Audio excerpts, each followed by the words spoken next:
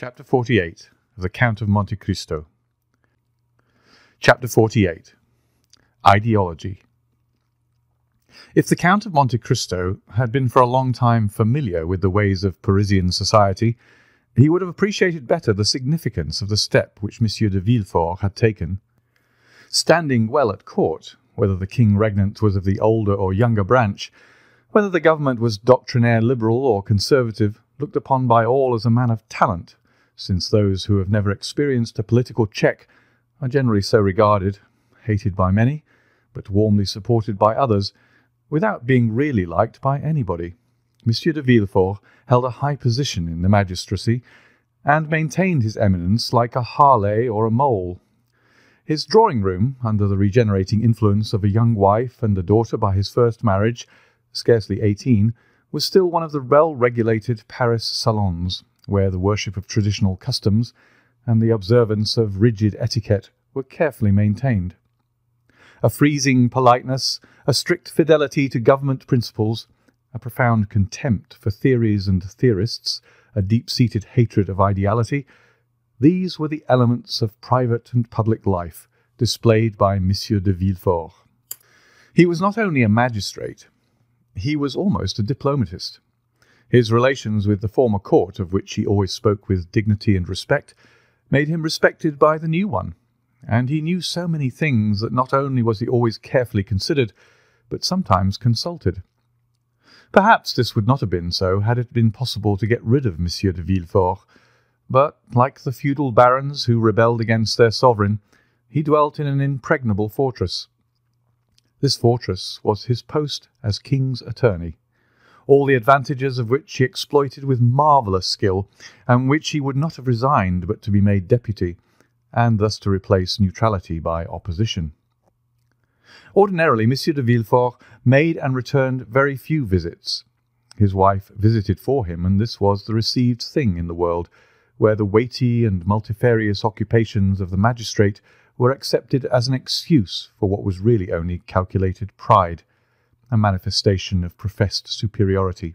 In fact, the application of the axiom, "Pretend to think well of yourself, and the world will think well of you," an axiom 100 times more useful in society nowadays than that of the Greeks, "Know thyself," a knowledge for which in our days we have substituted the less difficult and more advantageous science of knowing others. To his friends, Monsieur de Villefort was a powerful protector. To his enemies, he was a silent but bitter opponent. For those who were neither the one nor the other, he was a statue of the law-made man. He had a haughty bearing, a look either steady and impenetrable, or insolently piercing and inquisitorial. 4 successive revolutions had built and cemented the pedestal upon which his fortune was based. Monsieur de Villefort had the reputation of being the least curious and the least wearisome man in France. He gave a ball every year, at which he appeared for a quarter of an hour only, that is to say, 45 minutes less than the king is visible at his balls. He was never seen at the theatres, at concerts, or in any place of public resort. Occasionally, but seldom, he played at whist, and then care was taken to select partners worthy of him. Sometimes they were ambassadors, sometimes archbishops, or sometimes a prince or a president or some dowager duchess. Such was the man whose carriage had just now stopped before the Count of Monte Cristo's door.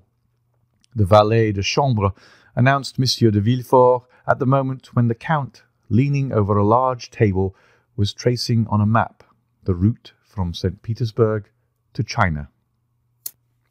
The procureur entered with the same grave and measured step he would have employed in entering a court of justice. He was the same man, or rather the development of the same man, whom we have heretofore seen as assistant attorney at Marseilles. Nature, according to her way, had made no deviation in the path he had marked out for himself. From being slender, he had now become meagre. Once pale, he was now yellow.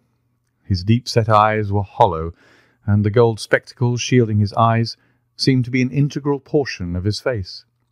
He dressed entirely in black, with the exception of his white tie, and his funeral appearance was only mitigated by the slight line of red ribbon which passed almost imperceptibly through his buttonhole, and appeared like a streak of blood traced with a delicate brush.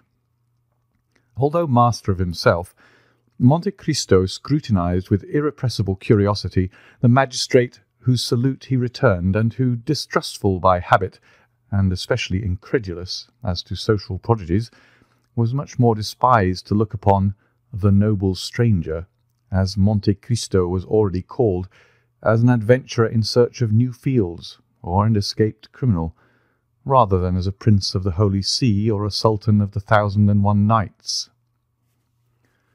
"Sir," said Villefort, in the squeaky tone assumed by magistrates in their oratorical periods, and of which they cannot or will not divest themselves in society. "Sir, the signal service which you yesterday rendered to my wife and son has made it a duty for me to offer you my thanks. I have come, therefore, to discharge this duty and to express to you my overwhelming gratitude." And as he said this, the eye severe of the magistrate had lost nothing of its habitual arrogance. He spoke in a voice of the Procureur General, with the rigid inflexibility of neck and shoulders which caused his flatterers to say, as we have before observed, that he was the living statue of the Lord. "Monsieur," replied the Count with a chilling air, "I am very happy to have been the means of preserving a son to his mother. For they say that the sentiment of maternity is the most holy of all, and the good fortune which occurred to me, monsieur, might have enabled you to dispense with a duty which, in its discharge, confers an undoubtedly great honour. For I am aware that Monsieur de Villefort is not usually lavish of the favour which he now bestows on me, a favour which, however estimable, is unequal to the satisfaction which I have in my own consciousness." Villefort, astonished at this reply, which he by no means expected, started like a soldier who feels the blow levelled at him over the armour he wears, and a curl of his disdainful lip indicated that from that moment he noted in the tablets of his brain that the Count of Monte Cristo was by no means a highly bred gentleman. He glanced around, in order to seize on something on which the conversation might turn, and seemed to fall easily on a topic. He saw the map which Monte Cristo had been examining when he entered, and said, "You seem geographically engaged, sir. It is a rich study for you, who, as I learn, have seen as many lands as are delineated on this map." "Yes, sir," replied the Count. "I have sought to make of the human race, taken in the mass that you practice every day on individuals, a physiological study. I have believed it was much easier to descend from the whole to a part than to ascend from a part to the whole. It is an algebraic axiom which makes us proceed from a known to an unknown quantity, and not from an unknown to a known. But sit down, sir, I beg of you." Monte Cristo pointed to a chair, which the Procureur was obliged to take the trouble to move forwards himself, while the Count merely fell back into his own, on which he had been kneeling when Monsieur Villefort entered. Thus the Count was halfway turned towards his visitor, having his back towards the window, his elbow resting on the geographical chart which furnished the theme of conversation for the moment, a conversation which assumed, as in the case of the interviews with Danglars and Morcerf, a turn analogous to the persons if not to the situation. "Ah, you philosophize," replied Villefort, after a moment's silence, during which, like a wrestler who encounters a powerful opponent, he took breath. "Well, sir, really, if, like you, I had nothing else to do, I should seek a more amusing occupation." "Why, in truth, sir," was Monte Cristo's reply, "man is but an ugly caterpillar for him who studies him through a solar microscope. But you said, I think, that I had nothing else to do. Now, really, let me ask, sir, have you? Do you believe you have anything to do? Or, to speak in plain terms, do you really think that what you do deserves being called anything?" Villefort's astonishment redoubled at this second thrust so forcibly made by his strange adversary. It was a long time since the magistrate had heard a paradox so strong, or rather to say the truth more exactly, it was the first time he had ever heard of it. The procureur exerted himself to reply. "Sir," he responded, "you are a stranger, and I believe you say yourself that a portion of your life has been spent in Oriental countries, so you are not aware how human justice, so expeditious in barbarous countries, takes with us a prudent and well-studied course." "Oh, yes, yes, I do, sir. It is the pede claudo of the ancients. I know all of that, for it is with the justice of all countries, especially that I have occupied myself. It is with the criminal procedure of all nations that I have compared natural justice, and I must say, sir, that it is the law of primitive nations, that is, the law of retaliation, that I have most frequently found to be according to the law of God." "If this law were adopted, sir," said the procureur, "it would greatly simplify our legal codes, and in that case the magistrates would not, as you observed, have much to do." "It may perhaps come to this in time," observed Monte Cristo. "You know that human inventions march from the complex to the simple, and simplicity is always perfection." "In the meanwhile," continued the magistrate, "our codes are in full force, with all their contradictory enactments derived from Gallic customs, Roman laws, and Frank usages, the knowledge of all which, you will agree, is not to be acquired without extended labour. It needs tedious study to acquire this knowledge, and, when acquired, a strong power of brain to retain it." "I agree with you entirely, sir. But all that even you know with respect to French code, I know not only in reference to that code, but as regards the codes of all nations. The English, Turkish, Japanese, Hindu laws are as familiar to me as the French laws, and thus I was right when I said to you that relatively, you know that everything is relative, sir, that relatively to what I have done you have very little to do, but that relatively to all I have learned you have yet a great deal to learn." "But with what motive have you learned all this?" inquired Villefort in astonishment. Monte Cristo smiled. "Really, sir," he observed, "I see that in spite of the reputation which you have acquired as a superior man, you look at everything from the material and vulgar view of society, beginning with man and ending with man. That is to say, in the most restricted, most narrow view, which it is possible for human understanding to embrace." "Pray, sir, explain yourself," said Villefort, more and more astonished. "I really do not understand you perfectly." "I say, sir, that with the eyes fixed on the social organization of nations, you see only the springs of the machine, and lose sight of the sublime workman who makes them act. I say that you do not recognize before you and around you any but those office-holders whose commissions have been signed by a minister or king, and that the men whom God has put above those office-holders, ministers, and kings, by giving them a mission to follow out, instead of a post to fill. I say that they escape your narrow, limited field of observation. It is thus that human weakness fails from its debilitated and imperfect organs. Tobias took the angel who restored him to light for an ordinary young man. The nations took Attila, who was doomed to destroy them, for a conqueror similar to other conquerors, and it was necessary for both to reveal their missions, that they might be known and acknowledged. One was compelled to say, "I am the angel of the Lord," and the other, "I am the hammer of God," in order that the divine essence in both might be revealed.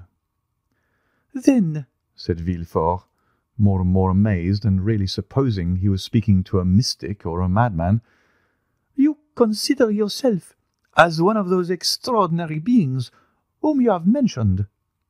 "And why not?" said Monte Cristo coldly. "Your pardon, sir," replied Villefort, quite astounded. "But you will excuse me if, when I presented myself to you, I was unaware that I should meet with a person whose knowledge and understanding so far surpass the usual knowledge and understanding of men. It is not usual with us corrupted wretches of civilization to find gentlemen like yourself, possessors as you are of immense fortune, at least so it is said, and I beg you to observe that I do not inquire, I merely repeat. It is not usual, I say, for such privileged and wealthy beings to waste their time in speculations on the state of society, in philosophical reveries intended at best to console those whom fate has disinherited from the goods of this world." "Really, sir," retorted the Count, "have you attained the eminent situation in which you are, without having admitted or even without having met with exceptions? And do you never use your eyes, which must have acquired so much finesse and the certainty to divine at a glance the kind of man by whom you are confronted?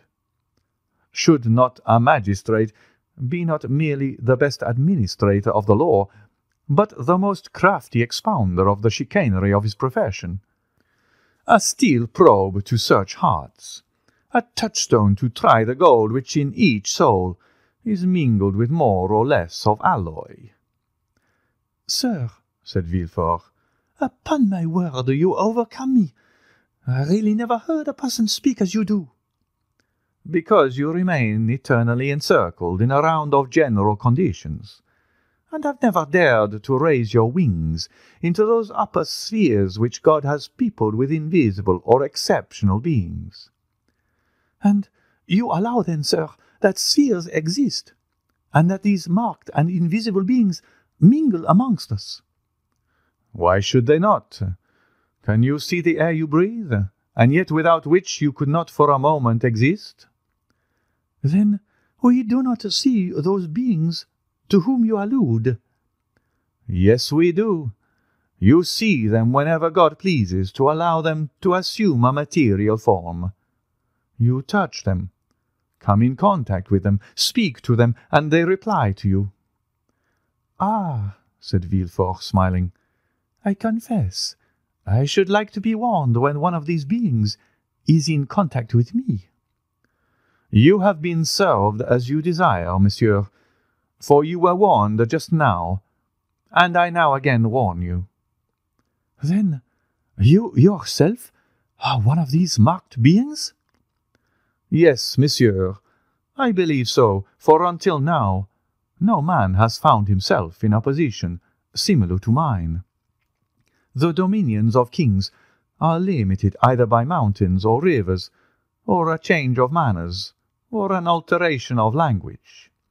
My kingdom is bounded only by the world, for I am not an Italian, or a Frenchman, or a Hindu, or an American, or a Spaniard.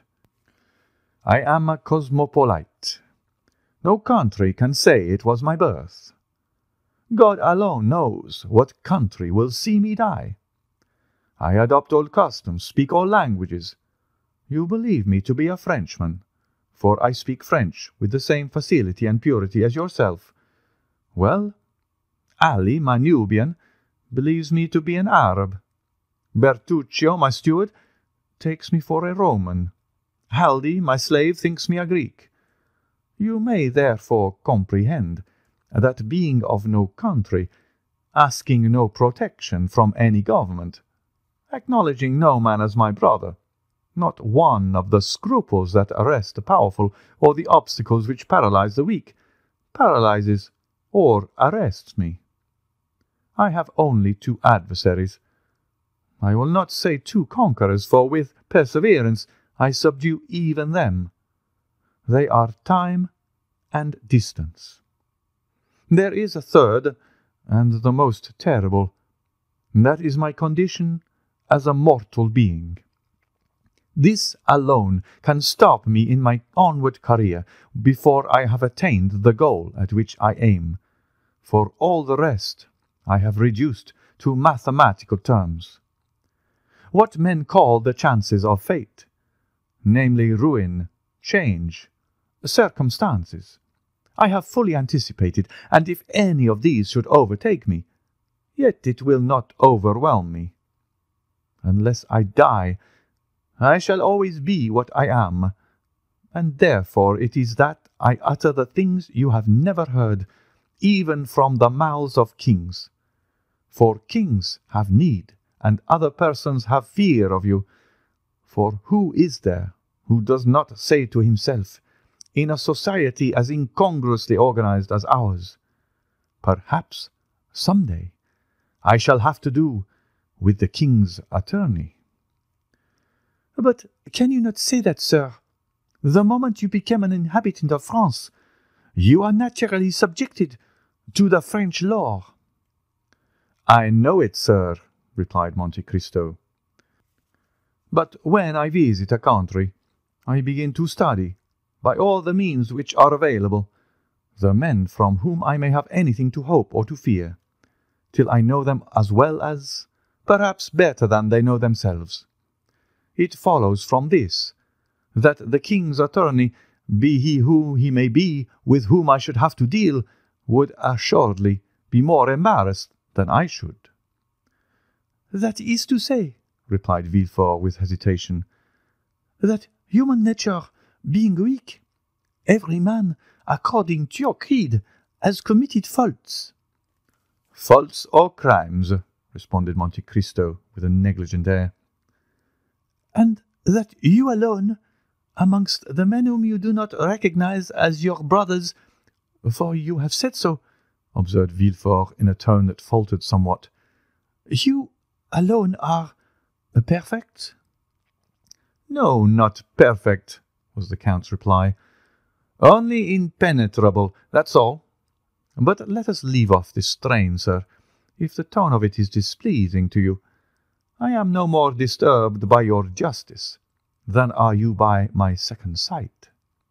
No, by no means, said Villefort, who was afraid of seeming to abandon his ground.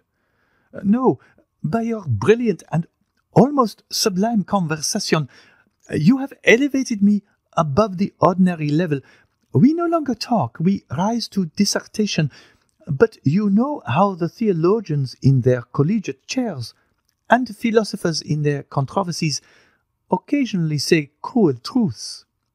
Let us suppose for the moment that we are theologizing in a social way, or even philosophically, and I will say to you, rude as it may seem, my brother, you sacrifice greatly to pride.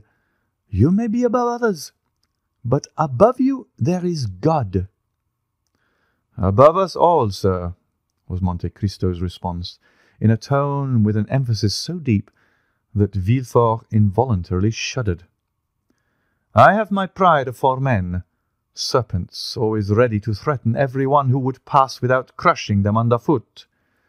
But I lay aside that pride before God, who has taken me from nothing to make me what I am. Then, Count, I admire you, said Villefort, who for the first time in this strange conversation used the aristocratic form to the unknown personage, whom until now he had only called Monsieur. Yes, and I say to you, if you are really strong, really superior, really pious or impenetrable, which you are right in saying amounts to the same thing, then be proud, sir, for that is the characteristic of predominance. Yet you have unquestionably some ambition. I have, sir. And what may it be? I, too, as happens to every man once in his life, have been taken by Satan into the highest mountain in the earth, and where there he showed me all the kingdoms of the world, and as he said before, so said he to me, Child of earth, what wouldst thou have to make thee adore me?